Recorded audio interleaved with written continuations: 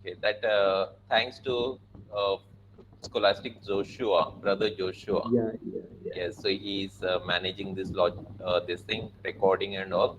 And Father Mm-hmm. Constance here is managing this logistics, Okay, organizing these sessions. okay, Yeah. okay, okay.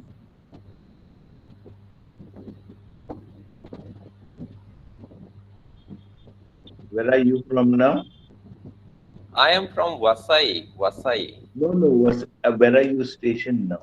Now I am in Delhi, in Vidya Oh, God. Jyoti, Delhi. It's a college of theology. Yeah, yeah. Vidya Yes, Jyoti, I know that. yes, Vidya Ashley. Jyoti did no play and all that. I was Yes, more. right. Now we will begin our session. Okay, Yes, Ashley. yes, Good, yes, yes, good. Father. So, good evening, everyone, and welcome to this last session on Pentateuch, session number 6. It's on Deuteronomy, the last book in the Pentateuch. And I have given this title like Looking Back and Moving Forward. So, this book of Deuteronomy is a kind of in between. It looks back towards the whatever has happened and it looks forward to what is going to come. And the gift of the listening heart, that is what we are aspiring, and that is why the entire title is Listen to the Lord. So that is the title of this entire Pentateuch 6 sessions. We will start with our prayer as we always do. This is the sixth day, and we will begin with this prayer. Now, now you might have learned this hymn, so you can join in singing. But in with your muted in your own place, you can sing this hymn. In the name of the Father and of the Son and of the Holy Spirit. Amen. Shema Israel, Adonai Eloheinu, Adonai Echad. Shema Israel, Adonai Eloheinu, Adonai Echad. Shema Israel, Adonai Eloheinu, Adonai Echad. Shema Israel, Adonai Eloheinu, Adonai Echad. Shema Israel, Adonai Eloheinu, Adonai Echad. Adonai Echad. Hear, O Israel, the Lord is our God, the Lord is one. Loving God our Father, we have gone through this Pentateuch, that is your gospel in the Old Testament, the most important part of the Old Testament. Give us the listening heart. Make us obedient to do your will and help us to choose good and life and reject evil and death. We make this prayer through Christ our Lord. Amen. In the name of the Father, and of the Son, and of the Holy Spirit. Amen. So we begin with this last book in the Pentateuch, and it is, as I said, it is peculiarly positioned right in between end of the Pentateuch and the beginning of the Deuteronomic history. Now, as you see, Deuteronomic history consists of Joshua, Judges, Ruth does not make the part of it. First and Second Samuel and First and Second Kings. So that is the Deuteronomic history. So this is in between. So it is the conclusion of the Pentateuch and an introduction to what is going to follow. It is a farewell address of Moses, and Moses is giving his last words to his those people of Israel. So he is giving them the message. It has a rhetorical style, very emotional, persuading, repeated. The phrases are repeated, words are repeated several times. It's like a preaching style, which is to hammer in the message. going on telling, okay, love the Lord, remember Him, God has redeemed you, follow Him, keep His commandment. So this message is repeated again and again, and the whole law is put in the mouth of Moses, and it is an exposition of the Decalogue. Decalogue, 10 commandments. So it is, this Deuteronomy is a kind of elaboration of the 10 commandments. By having Moses promulgate the second law, Deuteronomos means second law, and it shows that it is an adaptation to different historical context. So that is what we see over here. We The different context that they are now, that is, earlier they were Exodus generation, now they are moving towards promised land, so new generation, and so that different contexts are there. Now, different characteristics of Deuteronomist you can find out. One, it is a rhetoric. Rhetoric means that they are, the most outstanding feature is the principle of divine retribution. That is what they want to see. That this one principle, that God, if you do good, you will get good. If you do evil, you will receive evil. So that principle is mentioned again and again through this feature of rhetoric. It is backward and forward movement. So Deuteronomy brings forward the leading personages, especially Moses, but then also Joshua, Samuel. Now this is not only Deuteronomy as such, but the Deuteronomic history. So this style is more about the giving the speeches. Deuteronomic history, that the style of this Deuteronomist has, they are giving lots of speeches. Joshua's speech is there in the book of Joshua. Samuel's speech is there. David's speech, Solomon's speech. So this is what their style is. Editorial intervention. This Deuteronomist, who is also part of the other Deuteronomic history, those books which I mentioned, has the tendency to insert extensive reflection. So after the speeches are over, the person who is narrating the story, he puts his own reflections in that. It is a theological document to ask the people to obey the voice of the Lord. This is the purpose, is Shema Israel. Listen to the Lord. Listen. That is what obey. Listen is obey. Listening is obeying. And it has got simple language, simple, straightforward language. In this book of Deuteronomy and also Deuteronomic history, this is the simplest Hebrew language that we find in the entire Old Testament.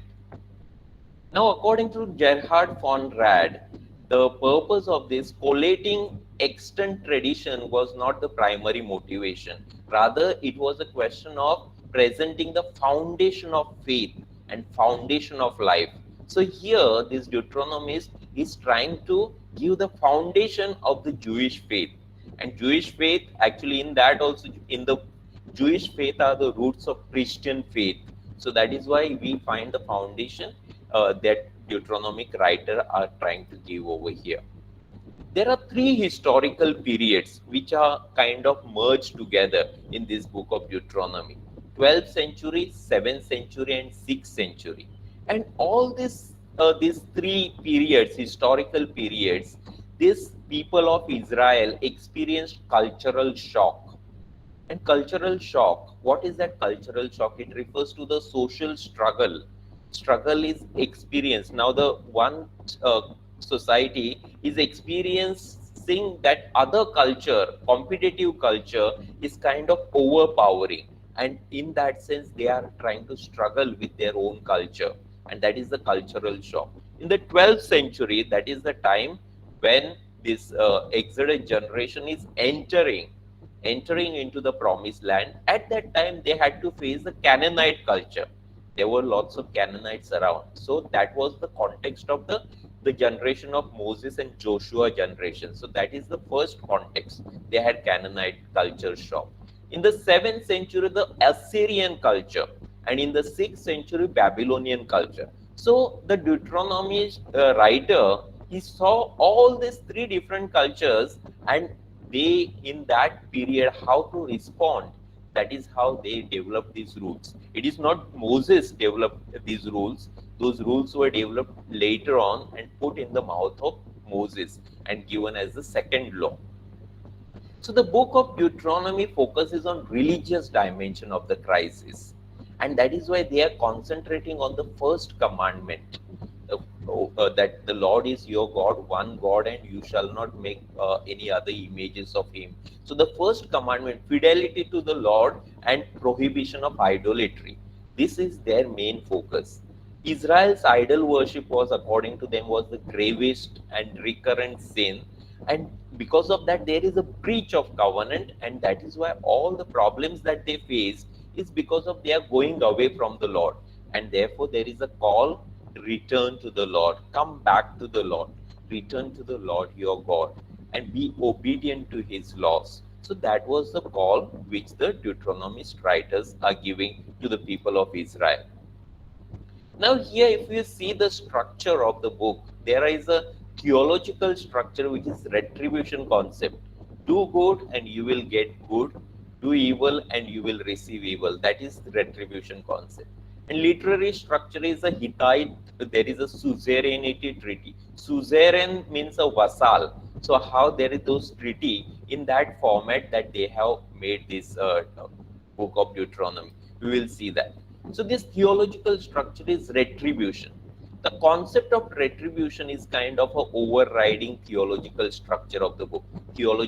Main theological point is this, that is the Deuteronomistic principle also they said. That is concept of retribution, blessing and curse. If you do good, then you will receive blessing. If you do evil, then you will receive curse. So that is a kind of a cause-effect relationship, a justice. That is what we have and it is about moral symmetry, moral order of creation. So in the God has created the world in such a way that good, if you do good, you will receive goodness in return. If you do evil, you will receive evil in return. So that is how the structure, that is what the Deuteronomists are trying to focus on.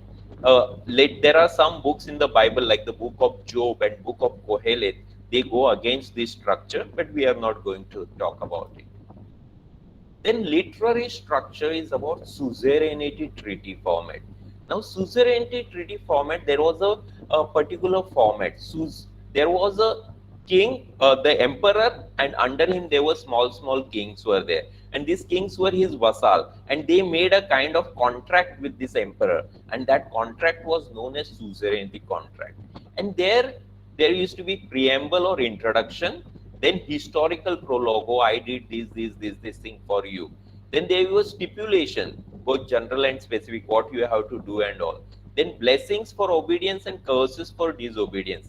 Then periodic public reading, that you are supposed to read this contract every now and then, and presence of witnesses for ratification. So all these parts which were part of this Hittite treaty, that was the suzerainty treaty, was the Hittite treaty.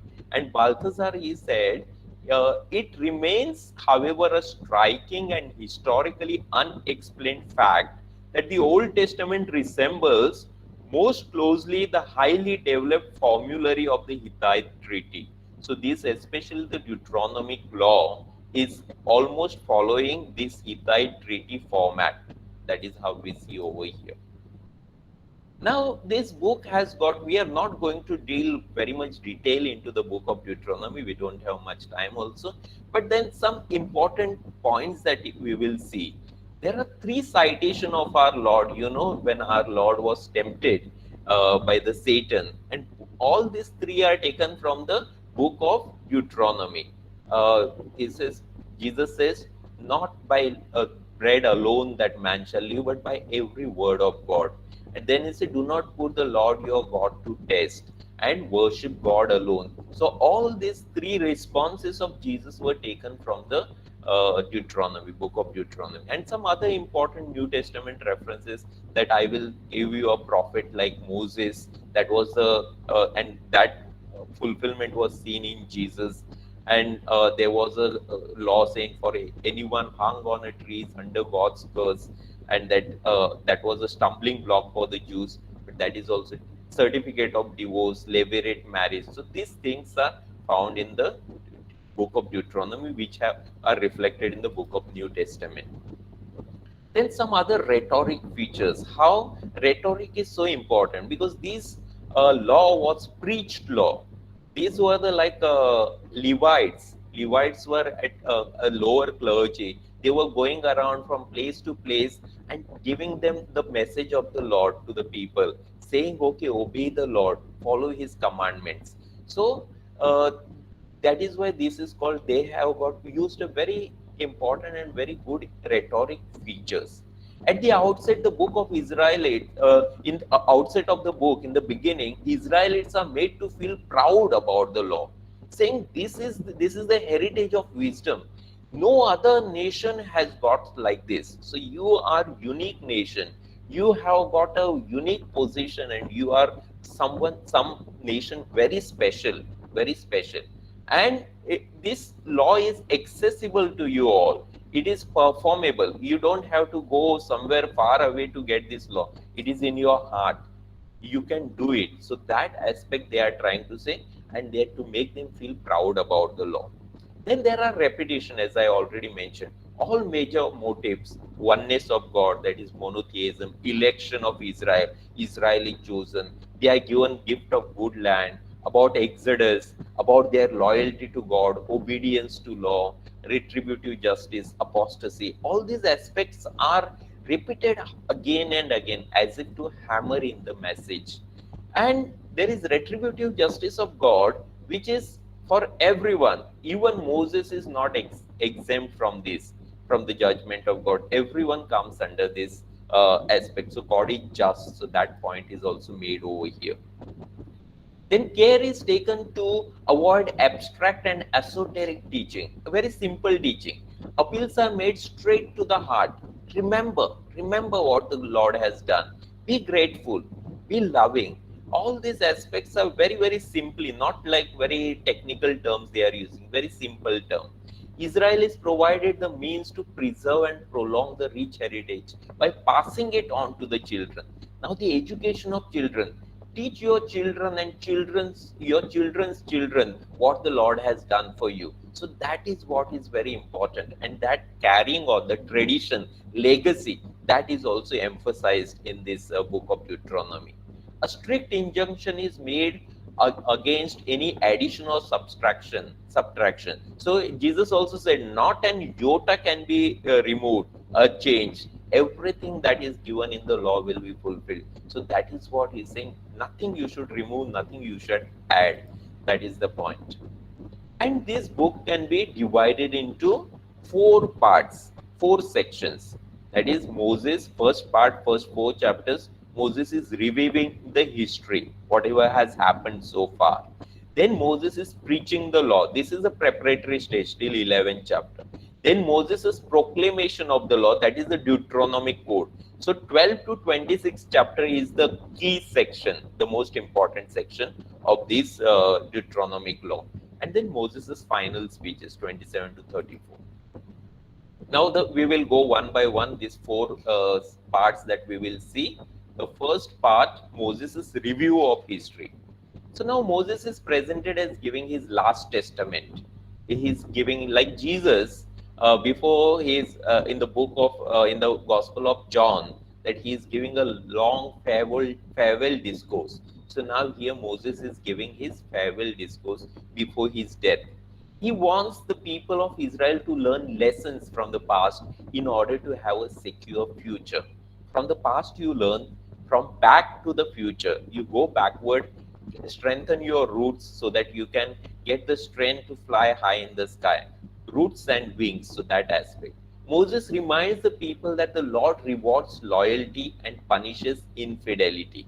So Lord rewards. If you are doing good, God will reward. But if you are faithless, God, you will receive judgment. Moses wants people, Israel, to make a renewed commitment to the Lord. And this section has got two sub parts. Road from Horeb. Horeb is the mountain of the Lord, that is Sinai, to the plains of Moab. What happened, and the transition to the law. So these two parts are there in this uh, first uh, first point, that is Moses' review of history. So Moses' reference to his own death is also in succession, that explains that now he must present the Deuteronomic law. So Moses is preaching of the law, the introductory session, two parts. the basic principles, focusing on the Decalogue and Shema Israel, and motivational introduction, focusing on the introducing major themes: remembrance, theology of election, theology of land, theology of retribution. So this is the second part. Moses is preaching about the law. So here, this is a kind of introduction to the what is going to come. The main section is 12 to 26. So here, those two sections are there. Basic principles are given in 444 to 69. Basic principles. What are the most important thing? And then the motivational introduction. So we will just quickly go through this part. So the what are the basic principles? One is bridging the time gap, contemporaneity.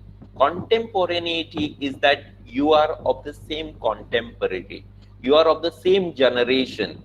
That is what is achieved in the during the Eucharist.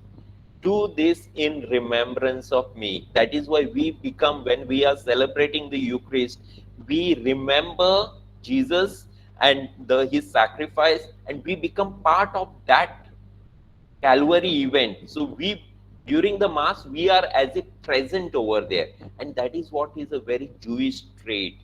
And that is this concept that we need to understand. Remembering is remembering. When become part of it, participation, reparticipation. So Deuteronomy 5:3 is a powerful statement. It says, not with our fathers did the Lord make the covenant, but with us. Now, these people were not present. Those people whom Moses is talking to at the plains of Moab were not present at the time when the God had made covenant at Mount Sinai. This is new generation. But he says, not with them, those people who were there at the Mount Sinai, at the foot of Mount Sinai, but with all of us, with you, that God has made the covenant. And that is how they are taken into that older generation. And not only their generation, as I said, 11th century, but not only that, but 7th century and 6th century, Assyrian time and Babylonian time, these three generations of Israel are brought together. And this creates a deep feeling of being one single people. Even whenever the Jewish people celebrate the Passover, they said, God brought us out of Egypt. Us mean myself. So I become part of that Exodus generation. So that I become part. That is how you say Jesus redeemed me. So Jesus redeemed me not only at that time, but his effect is throughout. The audience east of Jordan is told under what condition they will retain the land, and then they have to get the same condition become for the audience in exile, conditions under which they will regain the land. So you see, if you want to gain the land, then you have to obey the commandments. So they were in exile, and then they say the land will be given to you. We will see the theology of land also over here. Then the second, contemporaneity is an important point. Then the second point is the Decalogue, the basic principles. The Deuteronomic editors are presenting the 10 commandments as a guide in their future life. So the 10 commandments are guide for us. By keeping the 10 commandments, the Israelites can continue in their relationship with God in fidelity and obedience. The commandments insist on exclusive fidelity of the people to the Lord. So the first commandments, 3 commandments are to the Lord, and the more insistence is on the first commandments related to the Lord, and then less insistence on the other commandments, which are social commandments. So first 3 and then remaining 7. So those are first 3 related to the Lord. Other things, love of God and love of neighbor. Then this prayer, Shema Israel, which I when we begin this session with this Shema Israel, this is very important for them, and that also comes over this Shema Israel. Is Moses speaks, Israel is repeatedly called on to hear, to listen.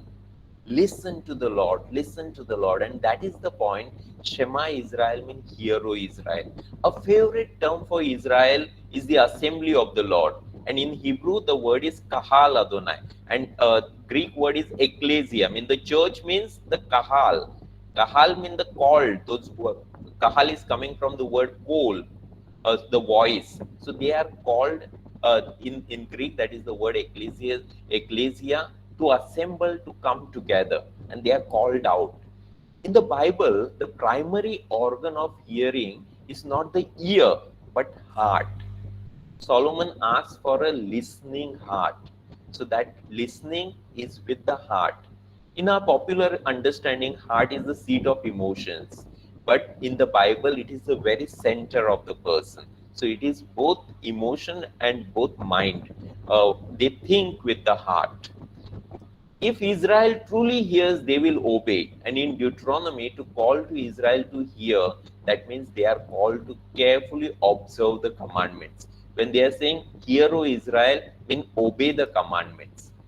Now, this Shema Israel prayer is very, very special prayer. Deuteronomy 6:4 is considered to be the most important verse in all of Judaism. The Shema Israel, that is 6:4 to 9, can be said to be a summary of the Deuteronomic theology. And as I said, it is the most important prayer, like our Father. So is their prayer, Shema Israel. The focal point is God. The book demands exclusive devotion to this one God. This Shema Israel is the first prayer that any Jewish child learns in his or her life. And these are the words that a Jew will utter the last before his or her death, before dying and when they are born. So these are the most important words, beginning and end. This is the profession of faith that accompanies Jews from the earliest years to the grave. It is the foundation of educational activity of parents towards the children. And in every Jewish home, it is recited at retiring and at going to bed and at rising. So these are recited in the faithful Jewish homes. This prayer is the first principle of thought and the guide for the will in family life and community life. So that is what is it. It was with Shema Israel on their lips that the martyrs went to the stake when they were persecuted and suffered for Israel and their God. The text of Deuteronomy 6:4 to 9 has 5 precepts. First is to love God. To listen is the preamble that is to start with, and then 5 precepts are there. Love God, to teach the law to the children, to speak about the law, day and night speak about the law, to wear phylacteries. Phylacteries are those on the head, they tie these things. These are known as phylacteries. And place mezuzah on doorsteps. So whenever they enter, they touch that. Mezuzah is where these words are written over. Then they touch and then they enter. So that is how this becomes a very, very important part for them. Jesus quoted the Shema Israel when he pointed out the first of all commandments. So the first commandment, to love God and to love neighbors. So Deuteronomy 6:5 he quoted. As observant Jews, Jesus, Mary, and the apostles recited it every evening and every morning. So they might have recited it. Then another principle, basic principle, is the Lord is our God, the Lord alone. So that is also Shema Israel's part. The recurring temptation of Israel was to worship other gods. Deuteronomy has very harsh things to say about those who would lead Israel astray. And many authors translate Echad, the Lord is one. They are not saying the Lord as one, but the Lord is unique in his love and mercy. The Old Testament God is as much God of love as the New Testament God of love. The Lord is our God, the Lord alone. So that aspect is traced over here. And then you shall love the Lord. The only response to God's love is love. To love God with all your heart, soul, and mind. And that is the expression of our covenant. It is not legalism. We don't say that, oh, they are following the law, but it is their generous response, wholehearted, grateful response. Because God has loved us, so we want to respond to God in love. So that is the purpose of the law. Love in Deuteronomy is always a verb, an action. Because Israel is the Lord's chosen people, special possession, they are to worship only the Lord. And here, this love of God also has social life and welfare of the poor in the center. It's not only love of the Lord, but love of the neighbor also. Each member of the community, regardless of sex, age, or class, should be treated with respect. That is what Deuteronomic law tells us. Then that those were the basic principles about Shema Israel, contemporaneity, and Lord is one God, monotheism.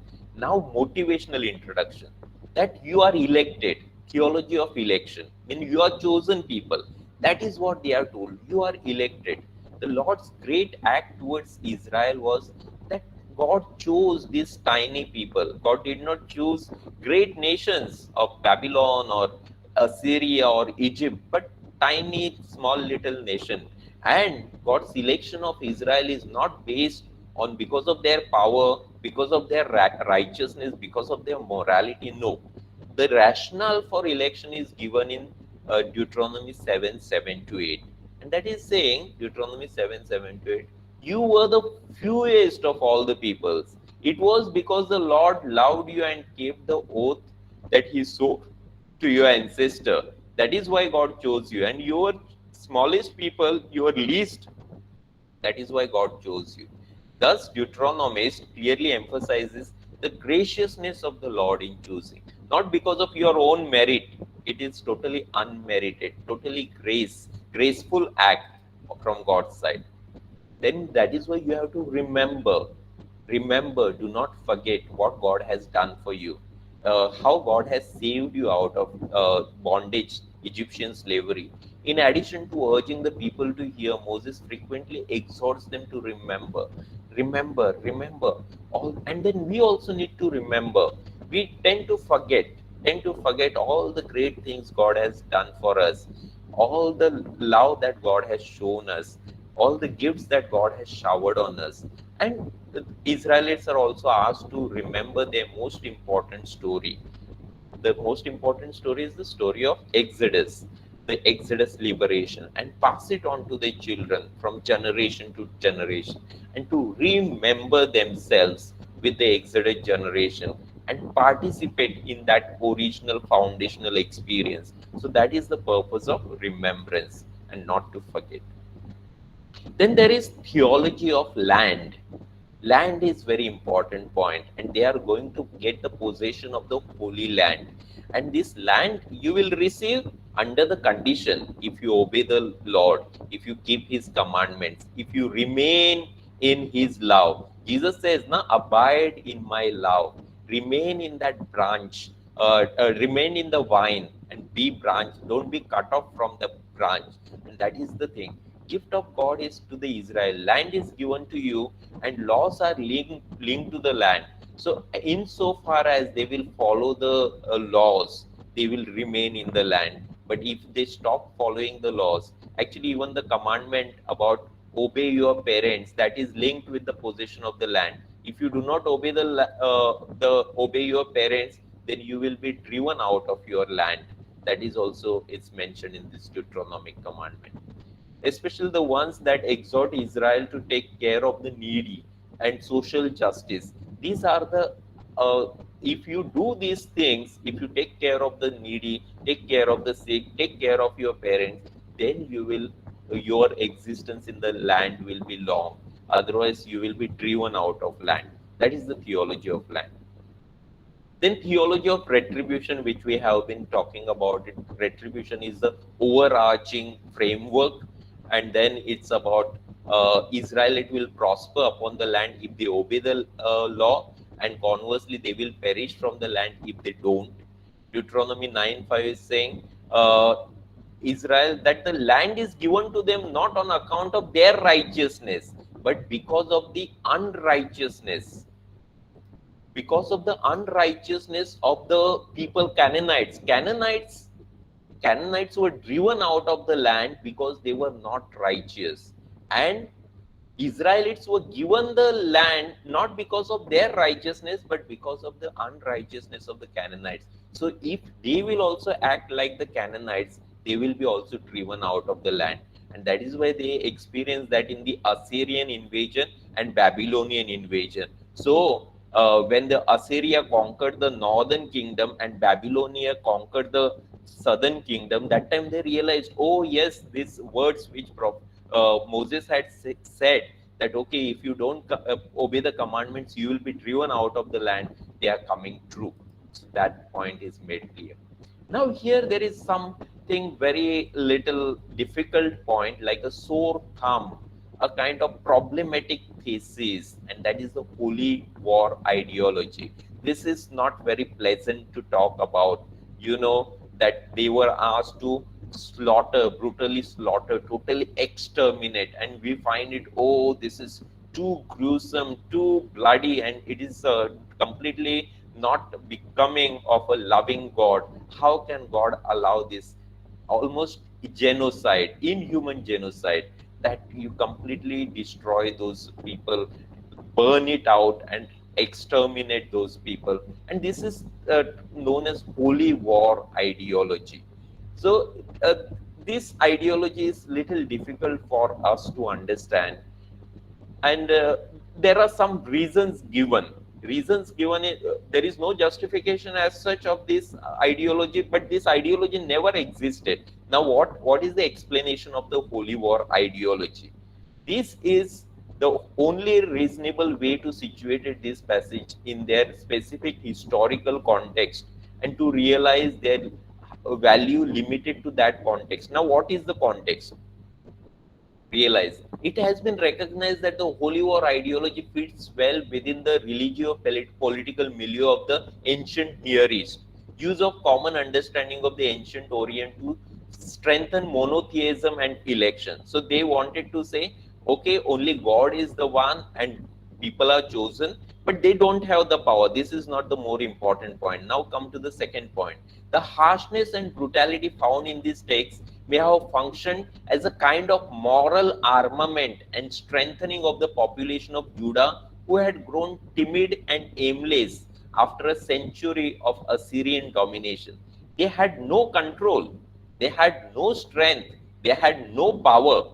They were not in a position to do any kind of this act which I mentioned over here. It is simply a kind of a counter propaganda. It is a historically situated, this kind of extermination, this kind of holy war never happened. That is what they're saying. The scholars are saying this developed, uh, this holy war ideology developed when they were completely subjugated. So they did not have any power. But they say, oh, this is the thing. Uh, this seems to have been the main function of holy war in the context of the exile, when they had no political identity, when they had no army. Then they said, oh, we are ancestors. They completely exterminated Canaanites, and there are, the theories about the how the land occupation took place. There are various theories are there. So those are not exactly what how we have seen in the book of Joshua. That is another thing of the Deuteronomistic history to study, but I'm not going to go into that area. So the main point here for us to realize that what is given as such holy war ideology, it never exactly took place, but it was a kind of a moral boost for the people who were totally aimless, totally timid. They did not have any strength to kind of make them strong, and they say, okay. And so this is historically bound and culturally conditioned, and warrior god and this ideology of holy war. So this is not what actually God commanded and God asked them to do. This is just for this psychological strengthening. This theory was used.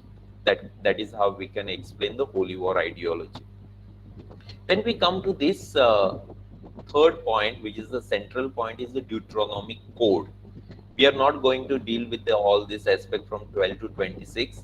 So here, this is a Deuteronomic Code is an amplification of the Decalogue, the 10 Commandments. And 10 Commandments is the Torah par excellence. It is the core of the Torah. And then here, 10 Commandments, no other gods to be worshipped, God's name to be honored, the Sabbath to be remembered, parents have to be respected, issues of life and death, prohibition of adultery, prohibition of theft, prohibition of false testimony, prohibition of coveting neighbor's wife, prohibition of inordinate desiring. So this is what we say from 12 to 26 chapters, a kind of developed. in more or less this way. That is how we can mention these laws. Now, important points in this Deuteronomic code, I have just 5 6 points that mentioned over here. Humanitarian concerns. They have got strong humanitarian concerns. The Deuteronomic code has a more humanitarian concern than the covenant code. Covenant code was mentioned in the book of Exodus. Now, this is the second law. There are basically three codes: covenant code, Levitical code, and Deuteronomic code. These three codes are important. Levitical code that we saw in the book of Leviticus, covenant code in the book of Exodus, and Deuteronomic code in the book of Deuteronomy. So appeal to the Israel's own experience in Egypt. He's saying you were slaves in Egypt. So that is why remember that, and that is why be concerned to those people who are strangers living among you. Now we say sometimes we are not so generous towards the migrant. So he's saying you are also migrants, so be concerned about the migrants. The persons to be shown special attention include the least powerful members in the society: slaves, widows, orphans, needy, poor, strangers. So be especially concerned about this personae miserables. So these people who are miserable persons, you show special concern. At times, the Deuteronomic code modifies the covenant code and giving is saying when the Hebrew slave speaks about the release of Hebrew slave after 6 years. And Deuteronomy says, whenever you are releasing the slave, you also give them gifts, so that that person will have something to uh, for his life, some livelihood, so that he will be able to do the some business with that. So it is more kind of generous towards uh, more than the covenant code, so to say. There are positive modifications. Now uh, about women, there are positive modification with regard to the laws on women, regard to the covenant code. In the covenant code, female slaves may be kept in perpetuity, whereas in the Deuteronomy code, they are freed after 6 years. So after 6 years earlier, male slaves were, according to covenant code, male slaves were freed. Now female slaves also could be had to be freed. In the case of adultery, if it takes place outside the city, the woman is presumed to be innocent, since her cries for help would not have been heard. So these kind of some laws are mentioned here in the book of Deuteronomy. The Levites are called Levitical priests, or the priests, the Levites. So they are given a higher status. The entire tribe of Levi is a priestly tribe. They are charged because this part is a preached law by the Levites mostly. So they are given like now a little exalted status. Uh, so they are almost made almost equal to the priest, but not exactly. However, in Deuteronomy, the Levites are a needy class, often grouped with slaves, strangers, orphans, and widows. So they are also poor people and they are in need of people's help. Then about the king. So various laws are there about different groups. Deuteronomy 17 is concerned about the institution of kingship. And the king is forbidden from acquiring many horses, many wives, large amount of silver and gold. The king has to be under the law, has to observe the law, not he is not above the law. For the Deuteronomists who were writing during the period of monarchy, kingship was a divinely sanctioned institution that God has sanctioned. God has allowed this kingship to exist, but it has to be limited. It has to be curtailed, its power, so that God's blessings for the people depended not on the king, but on the entire nation's observance of the Mosaic covenant. So, king is also a part of the people of God. So, that aspect is there. Deuteronomists advocated a reform in which the ideals of pre-monarchic period would be combined with the contemporary realities of monarchy. So both these aspects are combined together in the relation to the kings. Then there are laws about the false prophets. Now, who is the false prophet? If a prophet speaks in the name of the Lord, but the thing does not take place or does not prove to be true, then he is a false prophet. That he has spoken in the name of the Lord, but it has not come into. Then second is misleading the Israelites away from the Lord. that has been seen as a major offense. So true prophet will never take people away from the Lord. So that is the criteria for discernment of the prophet. Then this is an important point, shalom. Shalom. Shalom is the peace and blessing is baraka. So this blessing and shalom, those are also two important points here. The concept of shalom is not to be limited to mental peace. It means prosperity and total welfare, total complete well-being. That is shalom. Shalom is not like simple peace, absence of war. It is much, much deeper. It is fullness of life. Shalom is derived from the Hebrew word shalem. Shalem means complete. It's complete. And thus the blessing formula of the letter to the Ephesians would have sounded strange to the Israelite ears. This is like heavenly blessing, which is more spiritual blessing. Blessed be the God and Father of our Lord Jesus Christ, who has blessed us with spiritual blessing in the heavenly places. That is what Saint Paul writes to the Ephesians. But the concept of blessing in the book of Deuteronomy, in the Old Testament, is very concrete. What is blessing?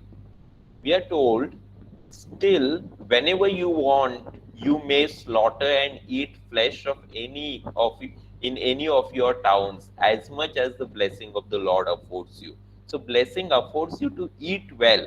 That is a blessing. Again, we are told about the section of blessings that if you obey the Lord, blessed shall be you in the city, blessed shall be you in the field, blessed shall be the fruit of your womb, the fruit of your ground, the fruit of your livestock, both the increase of your cattle and the issue of your flock. Blessed shall be your basket and your kneading bowl. Blessed shall you be when you come in, and blessed shall you when you go out. That means the blessing is total everything. Your family, your children, your wife, your cattle, your land, everything that your bread that you eat, everything is blessed. Everything is blessed. So that blessedness is the completeness and abundance and very, very material understanding of blessedness. So that it is not, it is concrete, not apart from the reality. It's very, very real blessing. So that is part of blessing is mentioned. And then the aspect, the last part after the covenant code, Moses' final speeches. And he is talking about now covenant making with the people. So Israelites are asked to erect stone pillars and write on them the words of this code, Deuteronomic code, when they cross over to the promised land. And entering the new land, they should pronounce loudly together the 12 curses, curses and blessings. Curses on one side of the mount. Shechem has got two mountains, Mount Ebal and Mount Gerizim. And this, from one mount, curses are to be said. From one mount, Mount Gerizim, blessings have to be said. So that you are, curses are more and warnings far outweigh the blessings. Blessings are 1 to 14 and curses are 14 to 26. So, and then even chapter 28, 15 to 68 are also lots of curses are given. Curses in the sense if you do not obey the Lord, that is what is mentioned. And then the covenant making is the covenant renewal speech by Moses in chapter 29 and 30. Moses calls for fidelity and says that the covenant ratified in between God and all the generation of Israel. There is a warning against false worship. And chapter 30 is very important. In the on the feast of Saint Ignatius, we normally read this reading 13, 15 to 20 about two ways: life and prosperity, death and disaster. So you choose life and prosperity and don't choose death and disaster. And we are free to choose any of these things. And Moses is encouraging the people to choose life. And then the transition to Canaan. So now they are going to enter into the Canaan. So almost now coming end to end of Deuteronomy. This section begins with the commissioning of Joshua, the ritual of reading the law, introduction to the Song of Moses in chapter 13. Chapter 13 is the Canticle of Moses. It celebrates the unique power of God of Israel. So, and it also warning against the Israel's infidelity. And in Deuteronomy 33, we have Moses' final blessing on Israel. So Moses' treatment on the model of the testament of Jacob in Genesis 49. In Genesis 49, Jacob had blessed each of the tribe. So now here Moses is also blessing the people of Israel. Then we have the finally death and burial of Moses. Moses climbed Mount Nebo. We know that Mount Nebo, a few miles east of the outlet of Jordan River. Many of us might have visited that place where the Mount Nebo you could see across, and there is that fiery serpent replica is made. From there, the Lord showed him the promised land, and there also that map is there. You can see entire promised land if the sky is clear. After this, Moses died. Prophet, teacher, intercessor, leader, wonder worker, perhaps the greatest figure in Israel's history, died before entering the promised land. But we say that Moses finally entered the promised land much later, the time of Jesus, during the transfiguration on the Mount of Transfiguration, so that we have that experience that Moses and Elijah coming there. Moses has brought them to the threshold of life. He has played the role of midwife. Midwife is giving birth, na? Helping the woman to give the birth, giving birth to the people of the Lord. Now the mother and the child have to lead. Mother is the Lord, child is Israel, and Moses had played the part of like bringing in this birth of the people, and now they have to. He's handing over that to Joshua that role, and he departs. We have the Deuteronomic like ideals. Deuteronomic law is like ideal for the people of God. Most of the laws in the Deuteronomic code appear to be utopian, too idealistic to be practical. Anyway, we have not gone through the detailed laws, but then the laws which are about loving the Lord with all your heart, with all your soul, with all your strength, we are not doing it. It is ideal. The aim is legislating these laws definitely seems that cultivating fundamental attitudes and values. This is the ideal that to which we aspire to love God with everything. Ideals are like the stars. We never reach them, but we mark our course by them. They are helping us to move forward that direction they are giving. The function played by the stars for the ancient sailors is played by the laws for the exiles to mark their course through the troubled waters of history. So we are also in the exile, so to say. We want to reach the promised land. We want to come on the path of the Lord, and we require direction. And that direction is given to us not only in the book of Deuteronomy, not only in the book of Pentateuch, in the entire Bible. Bible is giving us the direction, the way of the Lord to come on that right path, the path of the Lord. So here we come with the end of the Pentateuch. When priestly authors concluded the Pentateuch with Deuteronomy, they deliberately established a paradigm for the community in Babylonian exile. So the community was in exile, and then when they finished this book, that is was the community in exile to give them the strength. The necessary condition for survival as a people was fidelity to the teachings of Moses, fidelity of to the law. So that was the survival. If you want to survive in this exile and still flourish in this difficult situation, follow the law, follow the commandments. Since the compilation of the Pentateuch took place during the Babylonian exile, it is understandable that Pentateuch ends with Israel still out of the promised land. They has not entered the promised land. Moses is dead, people are still out of the promised land, but people have hope because the Lord is with them. Emmanuel. And with that assurance that Lord is with us, even when we are struggling, even when we are outside the promised land, even we are in exile, that is the strength and that is the support, that is our hope. And with that, we end these sessions on Pentateuch. So if you have any questions, any clarifications, please feel free to ask. Maybe as like last time that we did, we will take a 2 minutes break. Just remain silent. let the whatever emotion, word, thought, idea emerge in your mind. If any question is emerging in your mind, you can ask me later on. So we will take 2 minutes.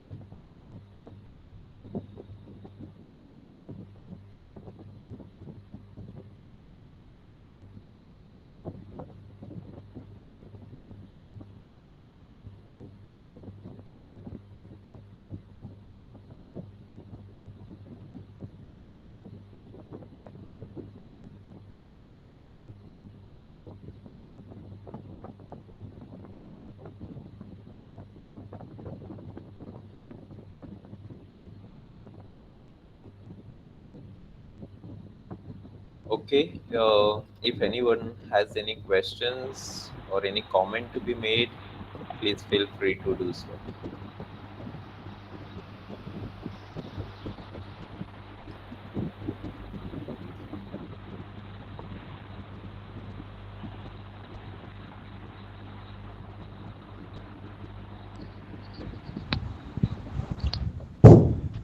Father, I would like to say thank you for giving me this opportunity to attend your sessions and learn more of God and God's blessings which are poured upon me in my life that uncountable. I remain always grateful to you and praying for you. Thank you very much. Thank you, Sister Dominica. God bless you. God bless you. Thank you, Thank Father. you. Yeah. Yes. Yeah, Father, I'd like to also thank you for the presentations right from the outset till today. Father, when will you favor us with sending us the recordings and your presentations, your PPTs? Because it was difficult to take down the notes. Wherever I could take down, I took down. Thank you, Eugene. Thank you, Yeah, Eugene. And it is nice that you people are interested in learning about theology. It was, see, I did not want to keep it more like preaching and all. I wanted to give theological sessions. right. So it that is why it may not have been like no very, but so you get that those perspectives. What is scholarly ideas? What are the points True. which are yes. So those things. Thank you for joining in the sessions. God bless you. Father, when will we get your presentations, Father? Any? I will send it to Father Consti, and then Father Consti, then Okay, fine. yeah, okay. Yeah, thank you very His much. presentation God I will bless you. send. Thank you, Thank Father. you, Thank you very much. thank you, thank you. Father Edwin, thank you so much. I mean, what you have given us in 1 hour, I know it took you a long time to learn and assimilate, but you have given it to us in 1 hour, and at the moment, you feel I'm an overload, but as we process it, I think it's about Christ. Thank you very much. Thank you very much. Thank you very much. On behalf of province as well as all the people attending these classes, I would like to thank Edwin in a very special out time, very specific, and he has dedicated this and his complete dedication to this particular course. I know it's so simple for us to richness of the Pentateuch and to see what of Jesus and why Jesus did what he did in the context of the laws, all the 4 different kinds of codes. I know the 4 sessions that are already been uploaded, 2 are to be uploaded. The link will be provided either by Joshua or by me.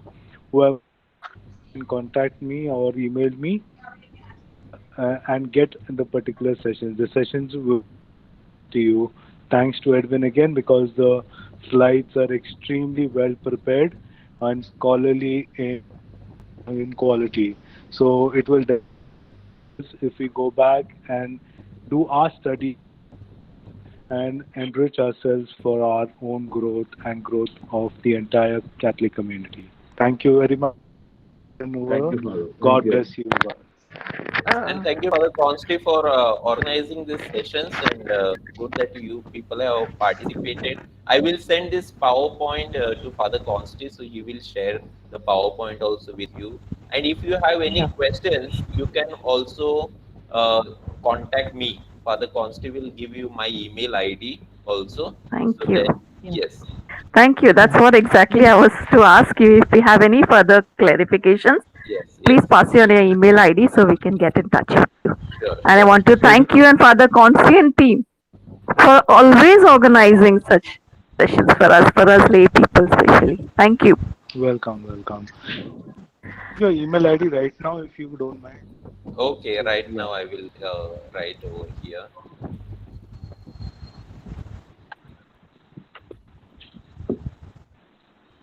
This is my email ID, edwinrods@gmail.com. Okay, you can write it down, and then also if you want, I will send this PowerPoint presentation to Father Consti. Then you can, Father Consti, you can forward them to the others. Yeah? Surely. Thank you. Thank you so much. Yeah, thanks, Edwin. Yeah. Thank Okay. you. God bless you. Thank you. Once again, Joshua has been behind the scenes in uploading these programs on the net, plus also recording and uploading them for them. Will look at these programs and benefit. Thank you. God bless you all. Thank you. Thank you, Father. Thank you, Father Edwin. Thank you, Father Consti. Yeah, welcome, Rebecca. God bless. Thank you, Father, and looking forward to more such sessions from you all. Thank you very much. I get another. I will arrange another program. More on the Old Testament or the New Testament, whatever it is, Pauline literature or letters of Saint Paul's, whatever. Yes, Father. Okay. Yes, Father. Okay. Thank you, Father. Yeah. Bye. Thank you, Father Consti. Good night.